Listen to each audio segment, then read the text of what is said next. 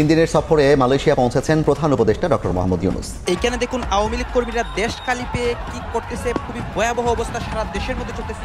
শেখ হাসিনা নামটার মধ্যে একটা আতঙ্ক কাজ করে এই মুহূর্তে বাংলাদেশের অনেক মানুষের। শেখ হাসিনার নেতৃত্বাধীন বাংলাদেশ আওয়ামী লীগ 21 দফা দাবি চমক দেখিয়েছে। প্রথম দাবি, অবিলম্বে খুনি ফ্যাসিস্ট ইউনূস গংকে ক্ষমতা ছাড়তে হবে। নির্বাচিত সরকারের কাছে ক্ষমতা হস্তান্তর করে গণতান্ত্রিক রাষ্ট্র ব্যবস্থা ফিরিয়ে আনতে হবে। সেনা শাসনের পথ পরিষ্কার হবে, দরজায় করা নাড়বে। বিএনপির আওয়ামী লীগের হাত ধরা ছাড়া তার আর কোনো পথ নাই। 1-11 মতো দরজায় করা নাড়তে পারে মাশাআল্লাহ। এখন জেনারেল ওয়াকার সেনাপ্রধান অলরেডি একবার হুঁশিয়ারি দিয়েই রাখছেন যে পরে বললেন না যে হুঁশিয়ার করি নাই আমি। বাংলাদেশ সেনাবাহিনীর ভেতরে ভয়ঙ্কর বিভাজন, এই খবর শুধু ঢাকায় নয়, নড়ছে দিল্লি, ওয়াশিংটনও। সূত্রের দাবি, সম্প্রতি ইউনূস সরকার 57 জন সেনা অফিসারের বিরুদ্ধে ব্যবস্থা নিতে চাইলে ওয়াকুরুজ্জামান সেটি আটকে দেন। No vote no Hasina, no Hasina no vote, অর্থাৎ শেখ হাসিনাকে ছাড়া কোনো ভোট বাংলাদেশে হবে না। দর্শক, নতুন একটা নিউজে আপনাকে স্বাগত। প্রিয় দর্শক, দেশে নেই ডক্টর মোহাম্মদ ইউনূস। 3 দিনের রাষ্ট্রীয় সফরে মালয়েশিয়া গিয়েছেন বাংলাদেশের অন্তর্বর্তীকালীন সরকারের প্রধান উপদেষ্টা ডক্টর মোহাম্মদ ইউনূস। প্রিয় দর্শক, এই ফাঁকে শোনা যাচ্ছে সেনাবাহিনীর মধ্যে বিভাজন শুরু হয়েছে এবং উত্তেজনা শুরু হয়েছে। দর্শক মণ্ডলী, একজন বিশ্লেষক দাবি করছেন বাংলাদেশের রাজনৈতিক দলের যে অবস্থা তৈরি হয়েছে বর্তমানে, তার আলোকপাত করলে শীঘ্রই সেনাবাহিনী ক্ষমতা নিয়ে নেবে। এবং ওয়াকারুজ্জামান যদিও আগে বলেছে ক্ষমতা সে নিবে না, কিন্তু সে এখন বাধ্য হয়েই ক্ষমতা নিতে পারে। প্রিয় দর্শক, বর্তমান পরিস্থিতি অনুযায়ী আপনার কি মনে হচ্ছে, সেনাবাহিনী কি ক্ষমতা নিতে পারে, নাকি যেমন চলছে তেমনই চলতে থাকবে? দর্শক মন্ডলী, এছাড়াও সাবেক প্রধানমন্ত্রী শেখ হাসিনা 21 দফা দাবি ঘোষণা করেছেন। দর্শক, সেই 21 দফার মধ্যে কি কি থাকছে এবং সেই 21 দফা দিয়ে সে বাংলাদেশে কিভাবে ফিরতে পারবে এবং বাংলাদেশের রাজনীতি করতে পারবে, সে বিষয়টি নিয়ে থাকছে চাঞ্চল্যকর ভিডিও। প্রিয় দর্শক, তাই বলবো যারা ভিডিওটি অন করেছেন না টেনে সম্পূর্ণ নিউজটি মনোযোগ সহকারে দেখতে থাকুন, তাহলে আজকের কাঙ্ক্ষিত বিষয়গুলো জানতে পারবেন। প্রিয় দর্শক, আমি আর বেশি কথা বলবো না, চলুন দেখে আসবো আজকের মূল ভিডিওগুলো। তবে তার আগে বলবো, যারা এখনো চ্যানেলটি সাবস্ক্রাইব করেননি অবশ্যই চ্যানেলটি সাবস্ক্রাইব করে পাশে থাকা বেল আইকনটি ক্লিক করে দিন। আর যারা ইতিমধ্যেই চ্যানেলটি সাবস্ক্রাইব করে রেখেছেন তাদেরকে অসংখ্য ধন্যবাদ। তো চলুন দর্শক, ভিডিওটিতে একটি লাইক দিয়ে আমরা ধারাবাহিকভাবে সবগুলো ভিডিওর আলোচনা দেখে আসি। বাংলাদেশ সেনাবাহিনীর ভেতরে ভয়ঙ্কর বিভাজন, চীনা যোগাযোগ, গোপন আনুগত্য আর আসন্ন নির্বাচনের আগে বিস্ফোরক প্রতিবেদন প্রকাশ করেছে ভারতের শীর্ষ দৈনিক আনন্দবাজার পত্রিকা। এই খবর শুধু ঢাকায় নয়, নড়ছে দিল্লি, ওয়াশিংটনও। কি আছে এই রিপোর্টে? এছাড়া অন্তর্বর্তী সরকারের 1 বছরে ধর্মীয় সংখ্যালঘুরা বেশি নির্যাতনের শিকার হয়েছে বলে খবর ছেপেছে পত্রিকাটি। এতে বলা হয়, বাংলাদেশের শীর্ষ পর্যায়ের নেতৃত্বের কাছে উদ্বেগ জানিয়েছে ভারত। আর কি কি বিস্ফোরক তথ্য প্রকাশ করা হয়েছে, চলুন বিস্তারিত জেনে নেই। 11ই আগস্ট বাংলাদেশে সেনাবাহিনীর অন্দরের নানা সমীকরণ শিরোনামে পত্রিকাটি একটি প্রতিবেদন প্রকাশ করেছে, যা ঢাকার রাজনৈতিক অঙ্গন এবং আন্তর্জাতিক কূটনীতিতে আলোচনার জন্ম দিয়েছে। বাংলাদেশ এমন একটি দেশ যেখানে জনগণ ঐতিহাসিকভাবে সরাসরি সেনা শাসন মেনে নেয়নি। তবে বর্তমানে রাজনৈতিক অস্থিরতা, অন্তর্বর্তী সরকারের ভবিষ্যৎ অনিশ্চয়তা এবং নির্বাচনকে কেন্দ্র করে সেনাবাহিনীর ভূমিকায় হয়ে উঠেছে আলোচনার কেন্দ্রবিন্দু। শেখ হাসিনা সরকারের পতনের পর 1 বছর কেটে গেছে, কিন্তু স্থায়ী রাজনৈতিক সমাধান এখনও অধরা। এই পরিস্থিতিতে আসন্ন জাতীয় নির্বাচন কতটা সুষ্ঠু এবং নিরপেক্ষ হবে তা অনেকাংশেই নির্ভর করছে সেনাবাহিনীর অবস্থান এবং ভূমিকার ওপর। এই বিভাজন সেনাপ্রধান জেনারেল ওয়াকুরুজ্জামানের বড় চ্যালেঞ্জ হয়ে দাঁড়িয়েছে। সূত্রের দাবি, সম্প্রতি ইউনূস সরকার 57 জন সেনা অফিসারের বিরুদ্ধে ব্যবস্থা নিতে চাইলে ওয়াকুরুজ্জামান সেটি আটকে দেন, যাতে বড় ধরনের অস্থিরতা এড়ানো যায়। ভারতের জনপ্রিয় দৈনিকটি আরও লিখছে, 3 জন সাবেক সেনা কর্মকর্তার ভূমিকাও গুরুত্বপূর্ণ হয়ে উঠেছে। তারা হলেন ইকবাল করিম ভূঁইয়া, রেজাকুল হায়দার চৌধুরী এবং আবদুল্লাহ হিল আমান আজমি।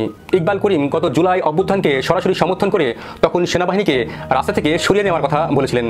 10 ট্রাক অস্ত্র চোরাচালান মামলায় যে 14 জনের ফাঁসির সাজা ঘোষণা হয়েছিল, এই সাবেক সেনা অফিসার রেজাকুল হায়দারও তাদের মধ্যে ছিলেন। গত 6 জুন থেকে 18 জুন চীন সফর করেন এই সেনা কর্মকর্তা, যেখানে চীন প্রশাসনের সঙ্গে তার কী কথা হয়েছে তা নিয়ে উদ্বেগ রয়েছে ভারতের পররাষ্ট্র মন্ত্রণালয়। সেনাবাহিনীতে রেজাকুল হায়দার চৌধুরীর তৎপরতা বাড়ছে বলে জানিয়েছে আনন্দবাজার পত্রিকা। এছাড়া আরও একজনের ভূমিকার তথ্য উল্লেখ করা হয়েছে।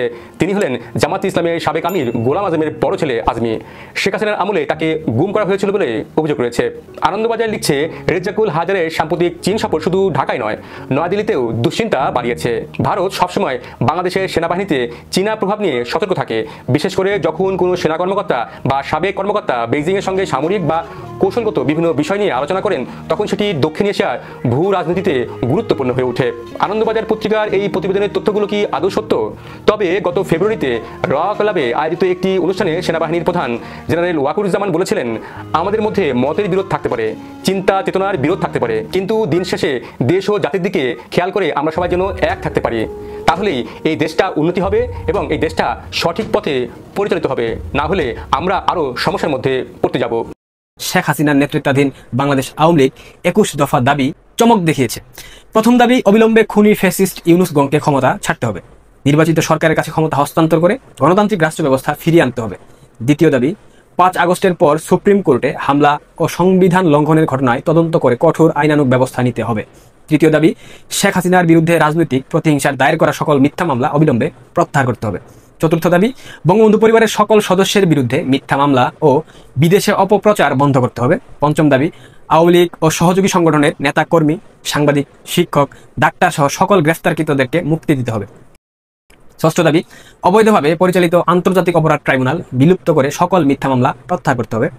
সপ্তম দাবি, আওয়ামী লীগের সাংগঠনিক কার্যক্রম ও দলীয় নিবন্ধন স্থগিতের অগণতান্ত্রিক সিদ্ধান্ত বাতিল করতে হবে। অষ্টম দাবি, বাংলাদেশের স্বাধীনতা বিনাশী সেই তথাকথিত মানবিক করিডোর ও বন্দর হস্তান্তরের ষড়যন্ত্র পুরোপুরি বন্ধ করতে হবে। নবম দাবি, অনির্বাচিত সরকারের হস্তক্ষেপে চাকরিচ্যুতদের পুনর্বহাল ও ক্ষতিপূরণ দিতে হবে। দশম দাবি, 5 আগস্ট থেকে চলমান হত্যাকাণ্ড, সংখ্যালঘু নির্যাতন ও ধ্বংসযজ্ঞের বিচার বিভাগীয় তদন্ত করতে হবে। 11তম দাবি, জাতীয় পতাকা, জাতীয় সঙ্গীত, শহীদ মিনার সহ মুক্তিযুদ্ধের প্রতীক এবং সকল কিছু ধ্বংসকারীদের বিচারের আওতায় আনতে হবে। 12তম দাবি, গণমাধ্যমের স্বাধীনতা নিশ্চিত করে গ্রেফতারকৃত সাংবাদিকদেরকে মুক্তি দিতে হবে। 13তম দাবি, বঙ্গবন্ধুর বাসভবন ধানমন্ডি 32 প্রতিকৃতি ও মুক্তিযুদ্ধের সকল স্মৃতিচিহ্ন পুনর্নির্মাণ করতে হবে। 14তম দাবি, জঙ্গি অপশক্তির কাছ থেকে লুণ্ঠিত সকল অস্ত্র ও সন্ত্রাস দমন করতে হবে। 15তম দাবি, শিক্ষাঙ্গনে সন্ত্রাস, ছাত্রত্ব বাতিলের ফ্যাসিস্ট সিদ্ধান্ত প্রত্যাহার করতে হবে। 16তম দাবি, সংখ্যালঘুদের উপর বর্বরচিত হামলা বন্ধ ও তাদের নিরাপত্তা সুনিশ্চিত করতে হবে।